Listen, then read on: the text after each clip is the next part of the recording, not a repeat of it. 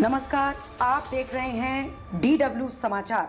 बिहार में पलायन और बेरोजगारी के खिलाफ पदयात्रा, हिरासत में लिए गए कन्हैया कुमार। बिहार में पलायन और बेरोजगारी के खिलाफ पदयात्रा पर निकले NSUI के राष्ट्रीय प्रभारी कन्हैया कुमार पुलिस ने हिरासत में ले लिया है। इस दौरान पुलिस ने कई कार्यकर्ताओं को भी हिरासत में ले लिया। पलायन रोको नौकरी दो यात्रा के अंतिम कन्हैया कुमार ने मुख्यमंत्री आवास का घेराव करने और उनसे मिलकर ज्ञापन सौंपने की बात कही थी। इससे पहले ही कन्हैया कुमार और युवा कांग्रेस के राष्ट्रीय अध्यक्ष उदय भानु चिब और युवा कांग्रेस के प्रदेश अध्यक्ष शिव प्रकाश गरीबदास को हिरासत में ले लिया गया। 15 से 20 लोगों को हिरासत में लिया गया। DSP कानून व्यवस्था कृष्ण मुरारी ने बताया कि जो भी प्रदर्शन का नेतृत्व कर रहे थे उन्हें हिरासत में लेने की कोशिश की गई। कई लोगों को हिरासत में ले लिया है। सभी को कोतवाली थाना ले जाया जा रहा है। इन लोगों को पहले शांतिपूर्ण प्रदर्शन की सूचना दी गई थी। भीड़ काफी उग्र थी, इसलिए वाटर कैनन का इस्तेमाल किया गया। 15 से 20 लोगों को हिरासत में लिया गया है, जिसमें कन्हैया कुमार भी शामिल हैं। कन्हैया कुमार के नेतृत्व में सभी कार्यकर्ता CM आवास का घेराव करने जा रहे थे। इस दौरान पुलिस ने कन्हैया कुमार समेत कई कार्यकर्ताओं को हिरासत में ले लिया है। इसके साथ ही पुलिस ने सभी को राजपुर पुल पर ही रोक दिया, लेकिन कार्यकर्ता वहां डटे रहे और जमकर नारेबाजी की।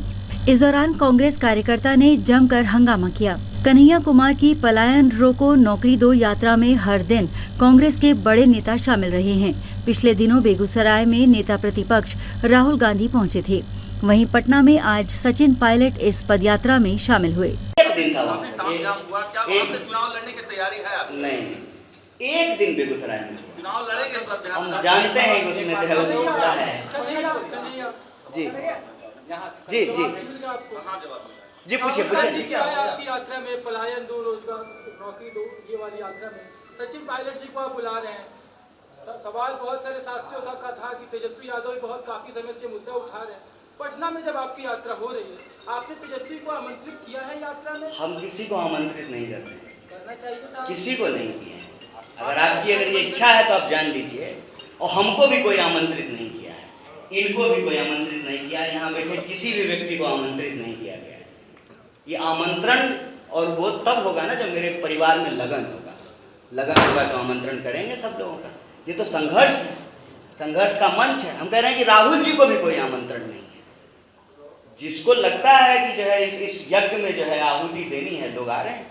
कांग्रेस पार्टी साफ कांग्रेस पार्टी के दफ्तर में बैठ करके अध्यक्ष जी की मौजूदगी में हमारे प्रवक्ता बैठे हुए, प्रभारी बैठे हुए हैं, वहाँ बैठ करके जो है और यात्रा के जो मीडिया के कोऑर्डिनेटर है माइक ले करके कह रहे हैं कि कांग्रेस पार्टी की यात्रा नहीं। अभी कहा ना शुरू में, फिर भी जो है कांग्रेस पार्टी तो नहीं कह रही है कि हमारी यात्रा नहीं, निकलो यहाँ से। देखिए ये संघर्ष, इस संघर्ष में आप सब बिना बुलाए आमंत्रित हैं। आप भी आइए और आ ही रहे हैं लोग। हमको भी कोई आमंत्रित नहीं किया।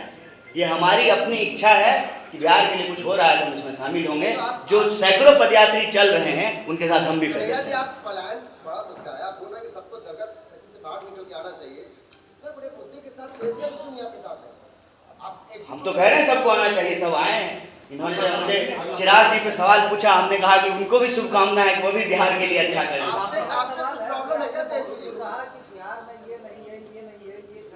कि मेरे दादाजी जो है ना पक्का मकान नहीं बना पाए, ठीक है, और मेरे पिताजी जो है ना पक्का मकान बनाने का कोशिश करने लगे।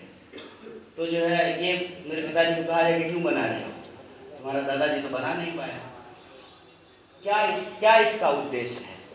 ये जो व्हाट अबाउटरी करते हैं इसका क्या उद्देश्य है? प्रश्न ये होना चाहिए कि पलायन हो रहा है कि नहीं हो रहा है। पलायन हो रहा है, इस पे किसी को कोई दो राय है? पलायन होने पे किसी को तो कोई दो राय नहीं है। तो पलायन रुकना चाहिए।